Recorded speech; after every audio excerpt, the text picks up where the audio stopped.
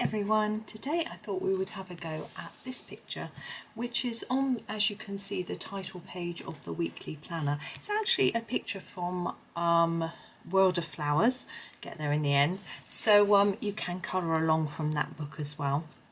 And now I thought I would have a nice go with some purples, lovely purples and pinks and things like that today. I was just in that sort of mood.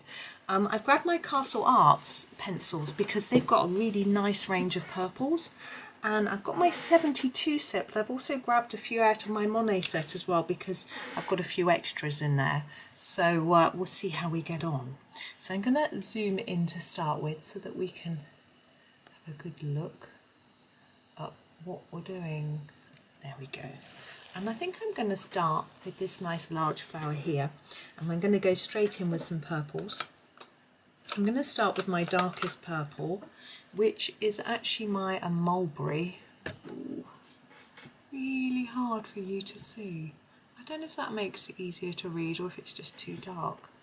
And I'm going to do the main petals. I'm going to ignore these little ones in the middle to start with. So I'm just going to start by putting down a quite hard layer, you know, lots of layers of this Mulberry. And I want it to be darkest along the edge of this little petal, as well as in the centre here, and wherever it's near another petal sort of thing, sort of where there would be some shade. We've done this sort of thing before, but I don't know if we've done it with purples, so I just thought it would be fun. So I don't want a harsh line like this, because when I try and bring in my next colour it won't blend in nicely. So I'm going to slowly graduate my colour out. Sometimes when you do a shadow you do want a harsh line. You want the shadow to be really hard just around there. Well, if we decide we want that later, we can still achieve that. But at this stage I don't want anything too harsh or hard, and we'll see how it all goes. So while I'm doing each of these petals, we'll hope you're all well. Hope you've had a good Christmas. For me it's still before Christmas because I'm doing these in advance. I've had a lovely day, morning I should say. It's actually 10 o'clock in the morning, so it feels like I've done quite a lot already. But all I've done is popped out shopping, got the last of my Christmas gifts. I was suddenly worried. I was waiting to buy a few things for neighbours because I wanted to buy them plants, and of course you can't buy those too early. And but then I suddenly thought it might be this weekend that they're going away because we're getting close. So I'm not sure, they're going to family. And so I thought I'd better get something. So I popped out and they didn't have what I wanted. I was like, oh, because they're going away, I wanted to get them plants. I wanted to get them Christmas cactus plants because they will, they won't need lots of watering or looking after while they're away. And I thought if I get them now, it's actually the 16th, so we're less than a week, no, more than 9 days away, so just more than a week away. Gosh, I can't think this morning. But I thought they could enjoy it a little bit before they went if they aren't going for a while. So anyway, they didn't have them, so I was like, oh. So I'm going to switch to another colour before I carry on with my story. Oops. This is the Purple Lake Deep. I don't know how well you can see that. I don't think that's any better. Anyway, what I'm going to do with this is, I'll show you on this one, go over the top of most of it. I'm not going to go right to the edge, but over the top of a lot of this where it's where we can see the paper through really. Any bits that aren't really solid. Put quite a lot of layers down. Such a pretty colour, I just love it. And then take that colour towards the tip, sort of just getting lighter and lighter as we go. So I had to get them some other bits and bobs from the place. It was actually a supermarket that I went to. Do you see how I've kept it quite light here because I've got other colour to go. So it looks a little bit messy at the minute, but hopefully it will begin to look neater in a little while. So I got them a few bits and have just wrapped it all up and it's all ready. So I'm feeling happier now. I know I'm completely prepared. I still have to get some food. On Christmas Day I'm going to my parents hopefully. At the moment, it's probably a bit weird me talking about this because it's so far in advance, but we know that yesterday we had the highest ever amount of COVID cases in the UK, but at the moment they haven't been saying anything about sort of stopping people meeting for Christmas, so hoping to still go to my parents'. But my dad's actually having a very minor op between Christmas and New Year. He's been waiting 3 years for this op. It shouldn't be too it should be, you know, it's a inpatient, so it's just in on the day back home and all sorted. Might be a bit sore for a few days, but you know, that's that. He should be fine and feel a lot better. Next I'm going to use the Purple Lake. Again, I don't know if you can see that. There we go. And I'm going to go mainly all the way over again, trying to build up the layers of purple, and still a little bit lighter towards the tip because we have got lighter colours. We're really using a big range of colours, but look how pretty. Well, maybe it's just me, but I really like these purples. Some purples I'm not so keen on, but these just rich and slightly pinky, I really like them. So I am going to the tip, but still not quite as many layers up there. Okay, so anyway, we're trying to think about how we can be careful to protect him, because obviously we don't want him catching COVID before his op and then not being able to have it done. He's got to isolate for only 3 days at the moment, although we're thinking maybe they'll change that in light of the amount of COVID cases. We're not sure. So but we don't want to give him COVID. So we've got plans that obviously the children are at college and my husband's at work. So while that's happening, we can't really do a lot, but we're hoping that by the time they finish, which is the 22nd of December, they will be able to, no, I can't think, 21st, it's a Tuesday. On the 22nd, I've got a dentist appointment with them. So that'll be our last day of going into town and sort of being near lots of people. They have got a haircut on the 23rd, but they're going to someone's house for it. So it's only them and her, and they'll mask up, and hopefully that won't be too risky. I'm sure she'll have some windows open too, especially if they ask her. So that we're hoping then to stay in for a couple of days. We'll do a test before we visit him and keep our fingers crossed that he stays safe so that he can have his op. Okay, now we're sort of almost done there.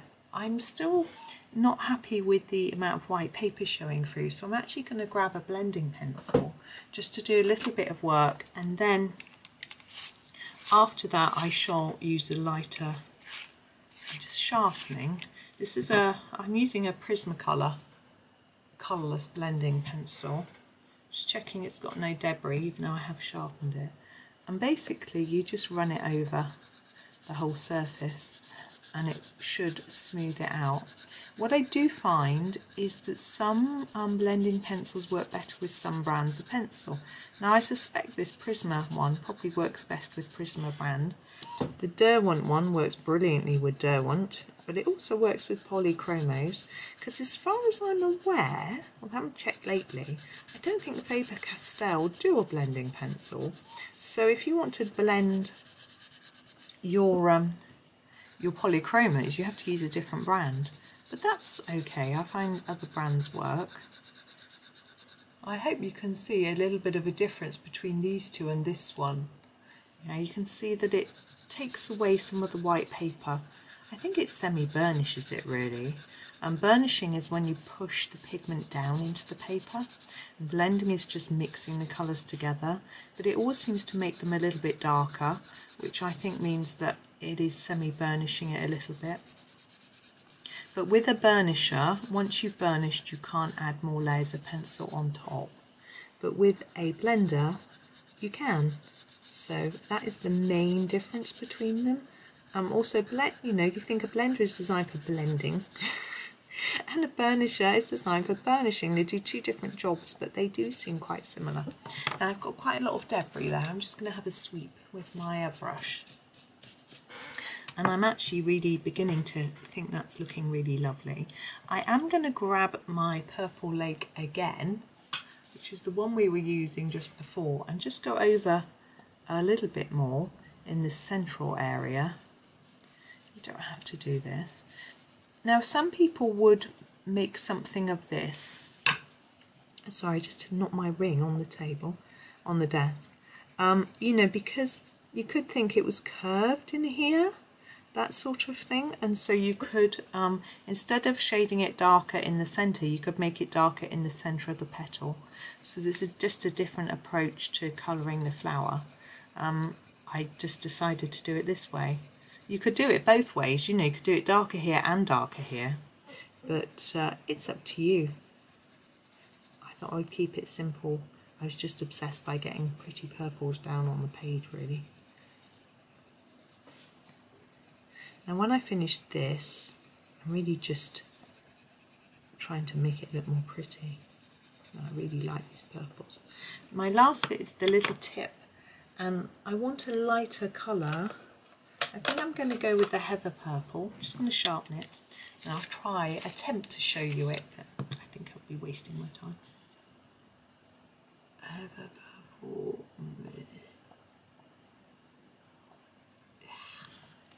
And I really am just going to concentrate on these tips and just go over them a little bit with this one.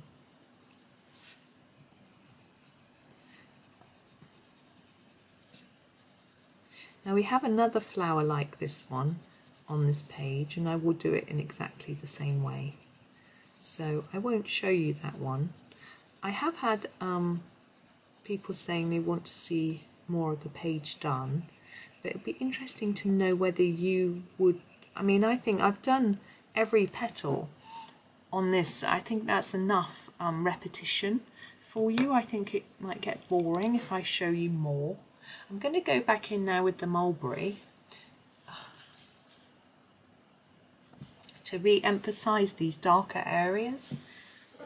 What you can use as well for this, and now I'm not going to graduate, I'm just going to go really close to that black line, in fact maybe even on top of that black line,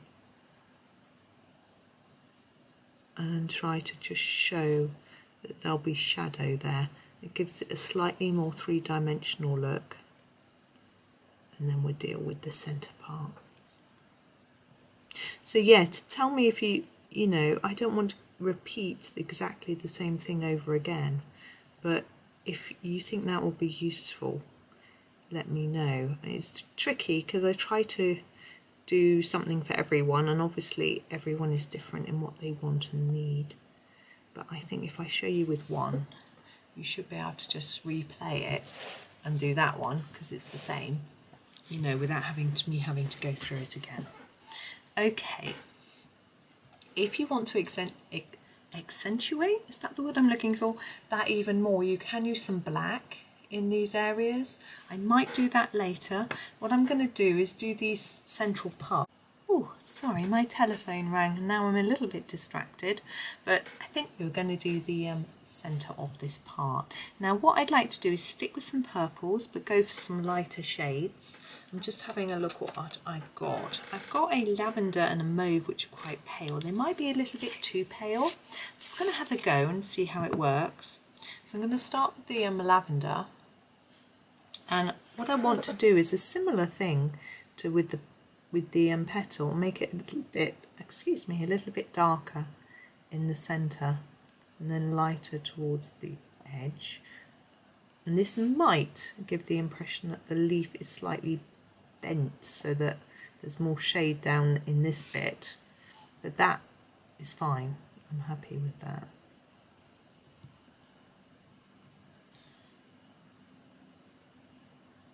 Like that. It's a little bit messy at the minute, but we'll tidy it up. So that is the lavender, and then I'm going to use this mauve, which is really quite pale. The end, I think it's a slightly different shade. I think it's a slightly colder purple, but we'll see. I'm going to start on the edge and then just mix it in to that one.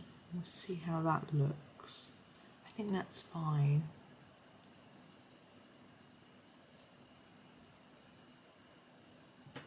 It's quite a simple process.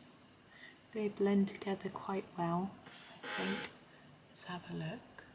Just looking up on the screen. I do think that I would like a little bit of black or darker colour to make it look even darker in the centre.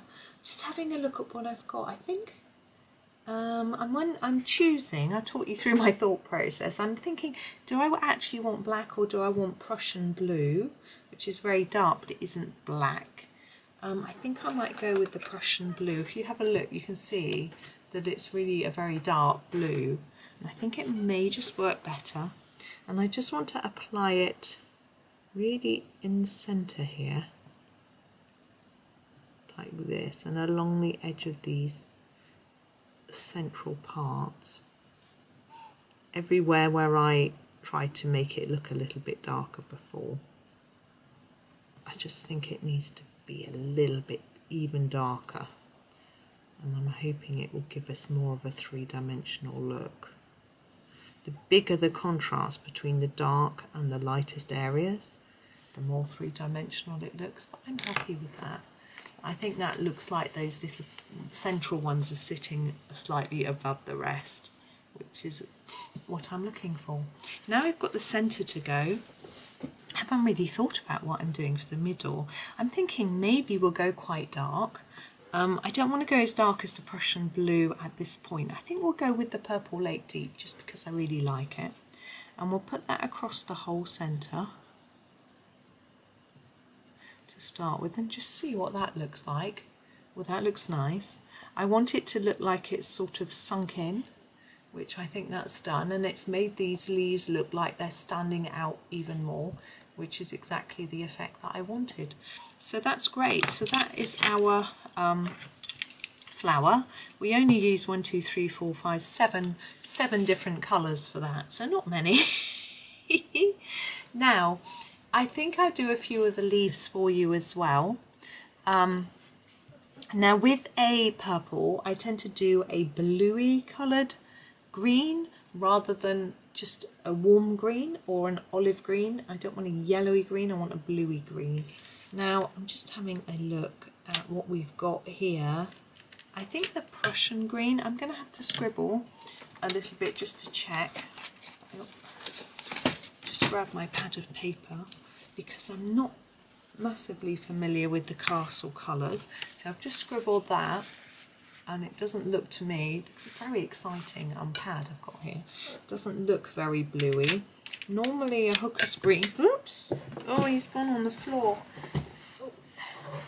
Ah, naughty hooker's green. There, that's normally bluey, but to me that doesn't.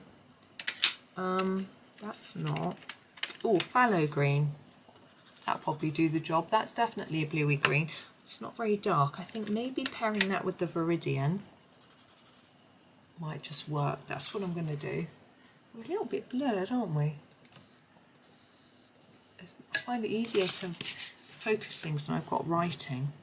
Okay, so I'm going to sharpen my Viridian and do the leaves. We're going to do, let me move it up a little bit, all of these leaves here. So into here is our Viridian, quite a dark area, lots of little layers, and then draw that colour out a bit. Now with Castle, these Castle arts, Castle have brought out several new sets quite recently. These are just the normal ones which I was gifted. Actually the Monet ones I bought for myself because I had a gift voucher, which was really lovely. But you can get the gold ones as well. I don't know what they're like.